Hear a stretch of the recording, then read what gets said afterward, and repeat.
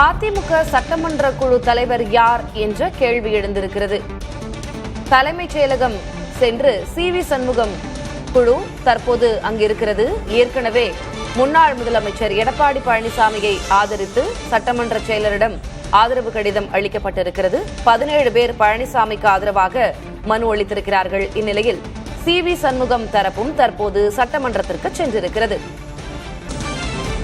எடப்பாடி பழனிசாமி தரப்பு மற்றும் CV. Shanmugam S P. Velumani தரப்பு என்று இரு குழுக்களாக அதிமுக பிரிந்து நிற்கும் நிலையில் தற்போது அதிமுகவின் சட்டமன்ற குழு தலைவர் யார் என்ற கேள்வி எழுந்திருக்கிறது. ஏற்கனவே முன்னாள் முதல்வர் எடப்பாடி பழனிசாமியை ஆதரித்து மனு அளிக்கப்பட்டிருக்கிறது. இந்நிலையில் சி.வி. சண்முகம் தரப்பு எஸ்.பி. வேலுமணியை சட்டமன்ற குழு தலைவராக பரிந்துரைக்க வாய்ப்பு இருப்பதாக சொல்லப்படுகிறது. என்ன விவரம் என்று நமது செய்தியாளர் ஸ்டாலினிடம் கேட்கலாம். ஸ்டாலின், என்ன நடக்குது அதிமுகவுக்குள்ள?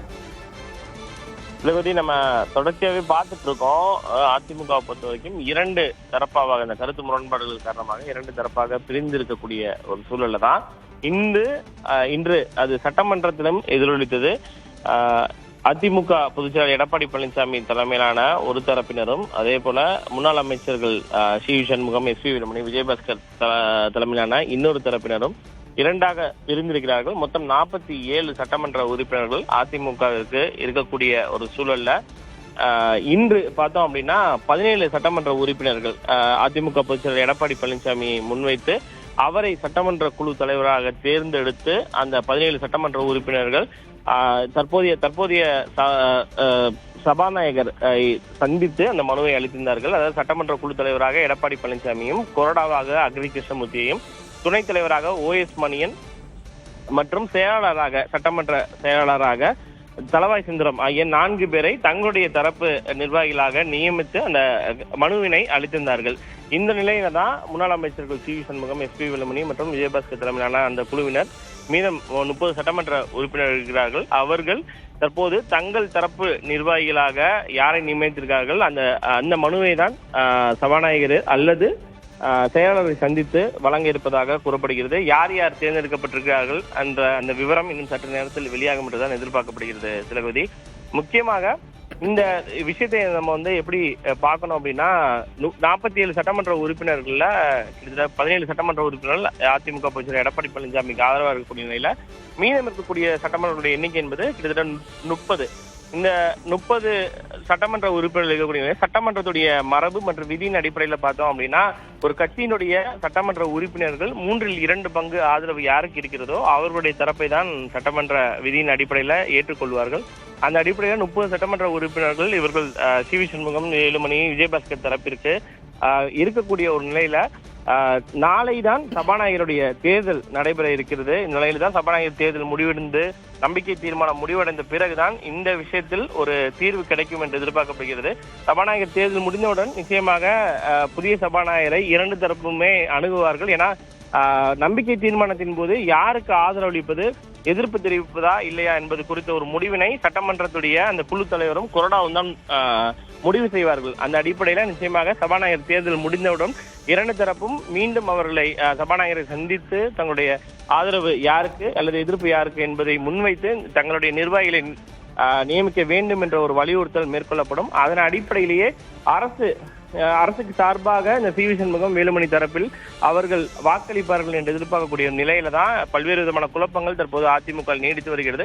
இந்த மனுவை கொடுத்த பிறகு சி.வி. சண்முகம், எஸ்.பி. வேலுமணி, விஜயபாஸ்கர் தலைமையிலான குழுவினர் யாரை என்ன அந்த பொறுப்பிற்கு தேர்ந்தெடுத்திருக்கிறார்கள் என்ற விவரம் தெரிய வரும். ஸ்டாலின், நீங்க சொல்லியிருந்தீங்க ஒரு கட்சியினுடைய சட்டமன்ற குழு தலைவராக ஒருவர் தேர்ந்தெடுக்கப்பட வேண்டும் என்றால் 2/3 பங்கு ஆதரவு இருக்க வேண்டும் அப்படின்னு சொல்லியிருந்தீங்க. முன்னாடியே எடப்பாடி பழனிசாமி அவர்களை ஆதரித்து 17 எம்எல்ஏக்கள் கொண்ட குழு தான் மனு கொடுத்திருக்கிறது. இப்ப எஸ்.பி. வேலுமணி அவர்களை ஆதரித்து 30 பேர் கொடுக்கறாங்க அப்படின்னா சட்டமன்ற குழு தலைவராக எஸ்.பி. வேலுமணி தேர்ந்தெடுக்கப்பட வாய்ப்பு தான் அதிகமாக இருக்கிறதா? அப்படி அதை புரிஞ்சுக்கணுமா? தற்போதைய நிலையில அதுக்கான வாய்ப்புகள் தான் அதிகமா இருக்கு. ஆனா நம்ம நேரடியாக எடப்பாடி பழனிசாமி தரப்பை அணுகும் பொழுது அவர்கள் தெரிவித்த கருத்து என்னென்னால் 17 சட்டமன்ற உறுப்பினர்கள் நேரில் சென்றார்கள். ஆனால் 24 சட்டமன்ற உறுப்பினருடைய ஆதரவு எங்களுக்கு இருக்கிறது அப்படின்றத எடப்பாடி பழனிசாமி தரப்பு சொல்றாங்க. அந்த 24 என்ற அந்த எண்ணை நம்ம எப்படி புரிஞ்சுக்கணும் அப்படின்னா 23, அதாவது 47ல 24 போக 23 சட்டமன்ற உறுப்பினர்கள் தான் சி.வி. சண்முகத்துக்கு இருப்பாங்க. அதனால 24 சட்டமன்ற உறுப்பினருடைய ஆதரவு எங்களுக்கு இருக்கு, நேரில் சென்று கொடுத்தது மட்டும்தான் 17 பேரு அப்படின்றத எடப்பாடி பழனிசாமி தரப்பு சொல்றாங்க. ஆனால் இந்த அதாவது சிவி சண்முகம் தரப்பு இடம் பேசும் பொழுது அவர்கள் கிட்டத்தட்ட 30க்கும் மேற்பட்டவர்கள் எங்களிடம் இருக்கிறாங்க. அந்த 17 சட்டமன்ற உறுப்பினர் நேரில் சென்று கொடுத்திருந்தாலும் கூட அவர்களுடைய கையெழுத்து அந்த மனுவில் இல்லை அப்படின்ற சொல்றாங்க. நிச்சயமாக அவர்கள் தரப்ப அவங்க சொன்னதை வச்சு நம்ம விசாரிக்கும் பொழுது தெரிஞ்சது 17 உறுப்பினர்கள் நேரில் சென்றிருக்கிறார்கள், ஆனால் கையெழுத்து எதுவும் போட்டு கொடுக்கவில்லை. அந்த மனுவில் வந்துட்டு இவ்வளவு பேர் நாங்க சப்போர்ட் பண்றோம் அப்படின்றத கையெழுத்து எதுவும் போட்டு கொடுக்காம தான் இருக்காங்க. அதனால இரண்டு தரப்பும் இது போன்ற பல்வேறு விதமான சிக்கல்கள் இருக்கக்கூடிய ஒரு சூழல்ல எவ்வளவு பேருடைய ஆதரவு இருக்கிறது, அது எப்போது நம்மளுக்கு உறுதியா தெரிய வரும் அப்படின்னா ஃப்ளோர் டெஸ்ட்ல தான் தெரிய வரும். ஏன்னா நம்பிக்கை தீர்மானத்துல யார் என்ன முடிவு எடுக்க போகிறாங்க, யாருக்கு எவ்வளவு ஆதரவு இருக்க போகிறது என்ற அந்த சரியான எண்ணிக்கை என்பது நம்ம நம்பிக்கை தீர்மானத்தின் மூலமாக வெளிப்படும் என்றுதான் எதிர்பார்க்கப்படுகிறது. அதிமுக சட்டமன்ற குழு தலைவர் பதவி தொடர்பாக சட்டப்பேரவை செயலரை சந்தித்த இபிஎஸ் ஆதரவு எம்எல்ஏக்கள் அப்படின்றதா நம்ம பார்க்கிறோம். 17 பேர் சந்தித்தார்கள், அதுல 24 பேர் கையெழுத்திட்ட மனு அளிக்கப்பட்டிருக்கிறதுன்னு. இபிஎஸ் அவர்களைத்தான் சட்டமன்ற குழு தலைவராக அவங்க பரிந்துரை செய்து மனு கொடுத்திருக்கிறார்களா? ஆமாம் திலவதி, அதாவது சட்டமன்ற குழு தலைவராக எடப்பாடி பழனிசாமி தான் தேர்ந்தெடுக்கப்பட்டிருக்கிறார். அந்த அடிப்படையில தான் அந்த மனு கொடுக்கப்பட்டிருக்கு. நம்ம நேரடியாக அதாவது மனு நேரடியாக பார்க்கும் பொழுது சட்டமன்ற குழு தலைவராக எடப்பாடி பழனிசாமி, துணைத் தலைவராக முன்னாள் அமைச்சர் OS மணியன், கொறடாவாக அக்ரி கிருஷ்ணமூர்த்தி மற்றும் செயலாளராக தளவாய் சிந்து, இந்த 4 பேருடைய பெயர்கள் தான் அதுல இருந்தது.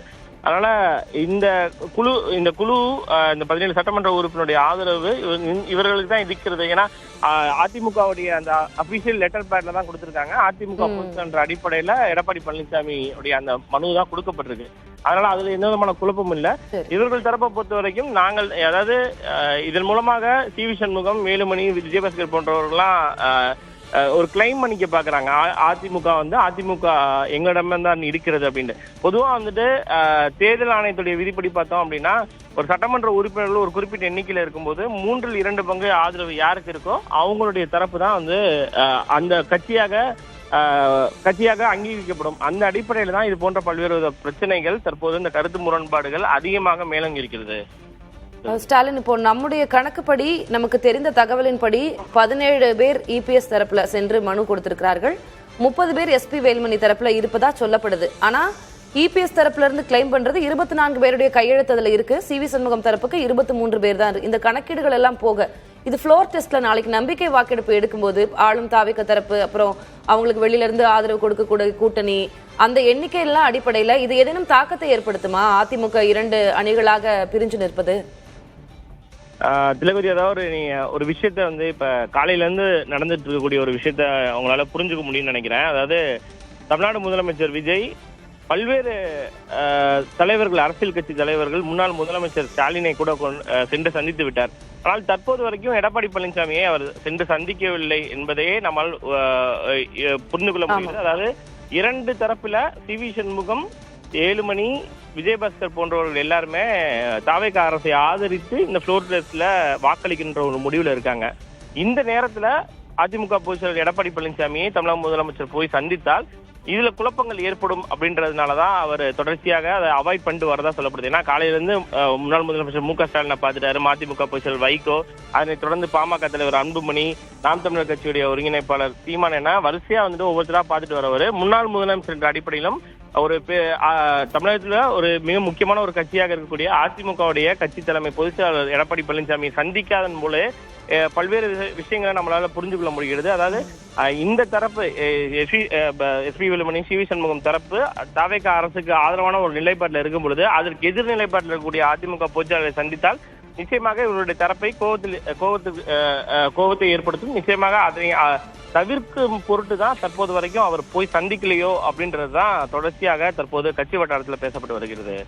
இப்போ தற்போது சிவி சண்முகம் தரப்பு சட்டப்பேரவைக்கு சென்றிருக்கிறார்கள், செயலாளரை சந்தித்திருக்கிறார்கள். அவங்க தரப்புல இருந்து என்ன கோரிக்கை முன்வைக்கப்பட்டிருக்கிறது, என்ன மனு கொடுக்கப்பட்டிருக்கு, அதுல இருக்கக்கூடிய விவரங்கள் என்ன? திலவதி, தற்போது வரைக்கும் அது என்ன மனு கொடுத்ததுக்கு பிறகுதான் வந்து முழுமையா தெரிய வரும். என்னென்ன ஆபீஸ் பேரர்ஸ் தான், என்னென்ன யார் யார் நிர்வாகிகள், என்னென்ன பொறுப்புக்கு அவர்கள் தேர்ந்தெடுக்கப்பட்டிருக்கார்கள் என்ற அந்த விவரம் வந்து முழுமையா தெரிய வரும். நேரடி தற்போதுதான் தலைமைச் செயலகத்திற்கு இவர்கள் சி.வி. சண்முகம், வேலுமணி எல்லாம் வந்திருக்காங்க. நேரடியாக செயலாளர் அல்லது தற்காலிக சபாநாயகரை சந்தித்து அவர்கள் கொடுத்த பிறகுதான் அதில் என்ன விவரங்கள் அடங்கியிருக்கிறது, என்ன மனு இவர்கள் தரப்பிலிருந்து கொடுக்கப்பட்டிருக்கிற இந்த விவரம் முழுமையா தெரிய வரும். ஸ்டாலின், இது கொஞ்சம் கடினமான கேள்வியாக இருக்கலாம். ஏன்னா ஒரு லெஜெண்டரி பார்ட்டி அதிமுக இன்றைக்கு 2 குழுக்களாக, அதுவும் 3வது இடம் பிடித்திருக்கிறார்கள் தேர்தல் முடிவுல. இன்னைக்கு 2 அணிகளாக பிரிந்து நிற்கிறது அப்படின்றத பார்க்க முடிகிறது. திரு எடப்பாடி பழனிசாமி அவர்கள் கிட்ட அதிமுக உடைகிறதா அப்படின்னு செய்தியாளர்கள் கேள்வி எழுப்பின போது தவறான தகவல் அப்படின்னு மறுப்பு தெரிவிச்சுட்டு அவர் போயிட்டாரு. ஆனா இப்ப நடக்கக்கூடிய காட்சிகளை பார்க்கும்போது அது அதை நோக்கி சென்று கொண்டிருப்பதாகத்தானே தோன்றுகிறது. எப்படி புரிஞ்சுக்கலாம்?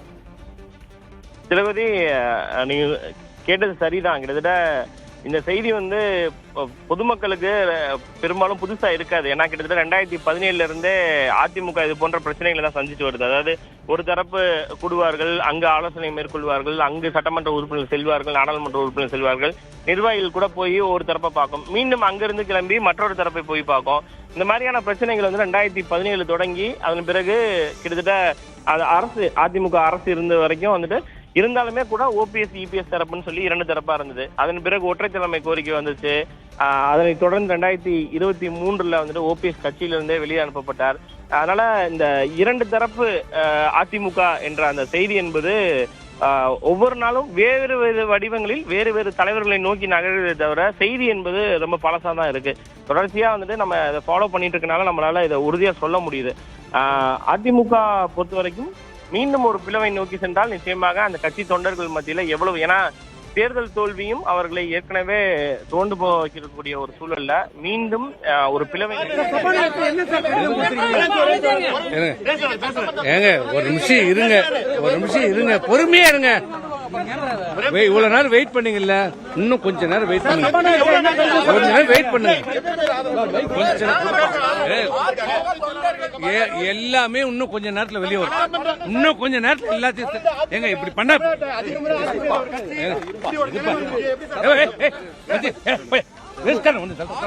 எங்களுக்கு தெரியாது. பொறுமையா இருங்க பிளீஸ். நீங்க எது கேள்வி கேட்டாலும் பதில் சொல்ல மாட்டோம். கொஞ்சம் பொறுமையா இருங்க. எல்லாமே இன்னொரு கொஞ்ச நேரத்துல எல்லாம் முழுசா பிரஸ் மீட்டிங் உள்ள